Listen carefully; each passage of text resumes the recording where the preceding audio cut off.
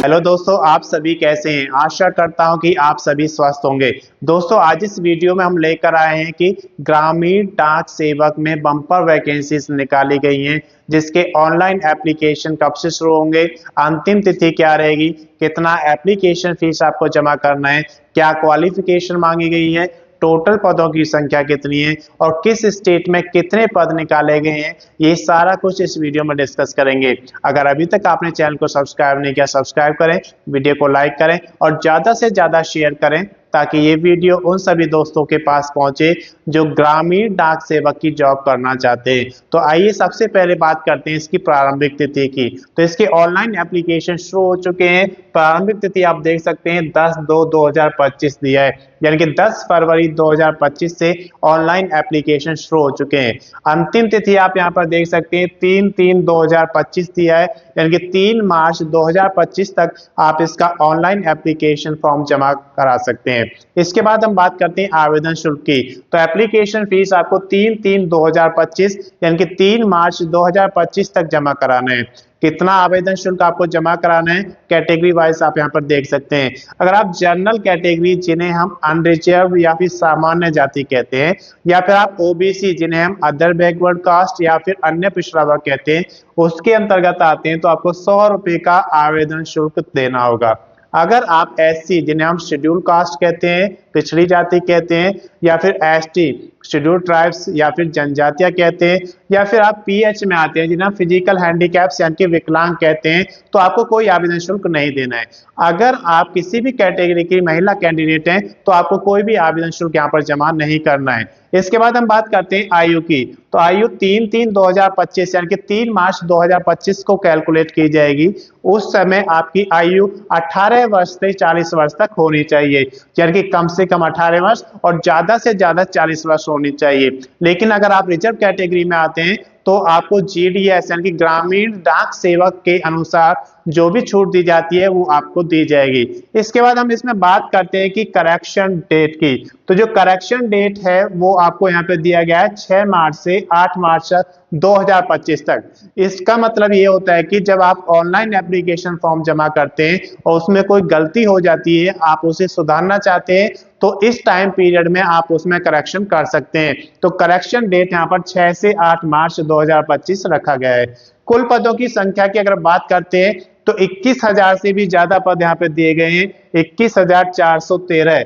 योग्यता की अगर बात करते हैं तो 10th पास होना जरूरी है, लेकिन उसमें एक कंडीशन है कि मैथ्स और इंग्लिश सब्जेक्ट आपके पास होना चाहिए।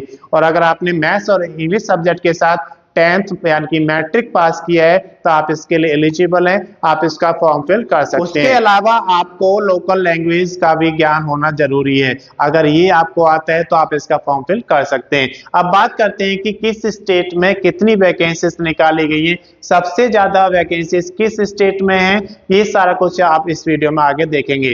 तो देखिए यहाँ पर उत्तर प्रदेश, जहां पर सबसे ज्यादा वैकेंसी है, 3004 पदों पर यहाँ पर वैकेंसी निकाली गई है। अगर तमिलनाडु की बात करें तो 2292 वैकेंसीज यहाँ पे दी गई हैं। लोकल लैंग्वेज की अगर बात करें तो यहाँ पर उत्तर प्रदेश में हिंदी मेन होता है आपका, तो लोकल लैंग्वेज हिंदी आपको आना चाहिए। तमिलनाडु की अगर बात करें तो तमिल आपको आनी चाहिए। असम की बात करें तो 1870 वैकेंसीज यहाँ पे निकाली गई है, तो आसामी आपको आनी चाहिए। केरल की बात करें तो 1385 वैकेंसी यहाँ पे निकाली गई है। और मध्य प्रदेश की बात करें तो 1314 वैकेंसी दी गई है, तो मध्य प्रदेश में भी हिंदी का लैंग्वेज का ज्ञान होना जरूरी है। नॉर्थ ईस्ट में यहाँ पर 1260 वैकेंसी निकाली गई है। आंध्र प्रदेश की अगर बात करें तो 1215 वैकेंसी दी गई है। गुजरात के लिए 1203 वैकेंसी है, तो गुजरात में आपको गुजराती आना जरूरी है। कर्नाटक की अगर बात करें तो 1135 वैकेंसी यहाँ पर निकाली गई है। और उड़ीसा की बात करें तो 1101 वैकेंसी दी गई है। अगर कर्नाटक की बात करें तो कन्नड़ आपको आनी चाहिए, उड़ीसा के लिए उड़िया आपको आनी चाहिए, तो ये लैंग्वेज आपके पास होनी चाहिए। तो ये सारे जो स्टेट्स हैं यहाँ पर 1000 से ज्यादा वैकेंसीज निकाली गई हैं। अब बात करते हैं हम यहाँ पर पश्चिम बंगाल की, जहाँ पर 923 वैकेंसी हैं, तो आपको बंगाली लैंग्वेज आनी चाहिए।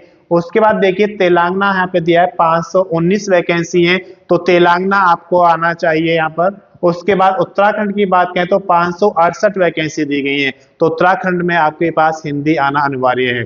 बिहार की अगर बात करें तो 783 वैकेंसी दी है, तो आपके पास भोजपुरी लैंग्वेज और हिंदी लैंग्वेज आनी चाहिए। छत्तीसगढ़ में यहाँ पर 638 वैकेंसी निकाली गई है। दिल्ली में बात करें जिसे हम नेशनल कैपिटल कहते हैं, तो 30 वैकेंसी दिल्ली के अंदर यहाँ पर निकाली गई है जीडीएस के लिए, यानी कि ग्रामीण डाक सेवक के लिए। हरियाणा जहाँ पर हिंदी लैंग्वेज मेनली बोला जाता है या हरियाणवी बोली जाती है, तो 82 वैकेंसी यहाँ पे निकाली गई है। हिमाचल प्रदेश में 331 पदों पर वैकेंसी निकाली गई है। उसके बाद आप देख सकते हैं जम्मू एंड कश्मीर 255 पदों पर यहाँ पर वैकेंसीज निकाली गई, कश्मीरी लैंग्वेज आपको यहाँ पर आनी चाहिए। झारखंड की अगर बात करें तो 822 वैकेंसी है। पंजाब में 400 वैकेंसी दी गई है, तो आपको पंजाबी आना चाहिए। इसके बाद बात करते हैं महाराष्ट्र की, जहां पर मराठी लैंग्वेज आपको आनी चाहिए। 25 वैकेंसी यहाँ पे निकाली गई है। तो ये आपका स्टेट वाइज यहाँ पे दिया गया है, किस स्टेट में कौन सी लोकल लैंग्वेज होती है वो आपको आनी चाहिए। बाद हम बात करते हैं डॉक्यूमेंट्स की, तो जब भी कोई ऑनलाइन एप्लीकेशन फॉर्म फिल करते हैं तो उसमें कुछ डॉक्यूमेंट्स आपको अपलोड करने होते हैं। कौन कौन से डॉक्यूमेंट्स अपलोड करने होते हैं आप यहाँ पर देख सकते हैं। सबसे पहले हम बात करते हैं एलिजिबिलिटी की, तो एलिजिबिलिटी में वो डॉक्यूमेंट्स आते हैं जो आपकी योग्यता के होते हैं। जैसे कि यहाँ पे 10th पास मांगा गया है इंग्लिश और मैथ सब्जेक्ट के साथ, तो उसकी स्कैन कॉपी आपको अपने पास रखना है। आप किस स्टेट में रहते हैं उसका डोमिसाइल सर्टिफिकेट आपके पास होना चाहिए, उसकी भी स्कैन कॉपी आपको रखना है। आप अगर रिजर्व कैटेगरी में आते हैं तो आपको कास्ट सर्टिफिकेट का स्कैन कॉपी अपने पास रखना है। तो ये सारे डॉक्यूमेंट्स एलिजिबिलिटी क्राइटेरिया में आते हैं, इनकी स्कैन कॉपी आपके पास होनी चाहिए। इसके अलावा आपके पास एक वैलिड आईडी प्रूफ होना चाहिए, उसकी स्कैन कॉपी आपको अपने पास रखना है। एक वैलिड एड्रेस प्रूफ होना चाहिए, उसकी भी स्कैन कॉपी आपको रखना है। उसके बाद बात करते हैं फोटो की, तो आप एक A4 साइज फोटोग्राफ रखेंगे, उसकी स्कैन कॉपी आपको अपने पास रखना है।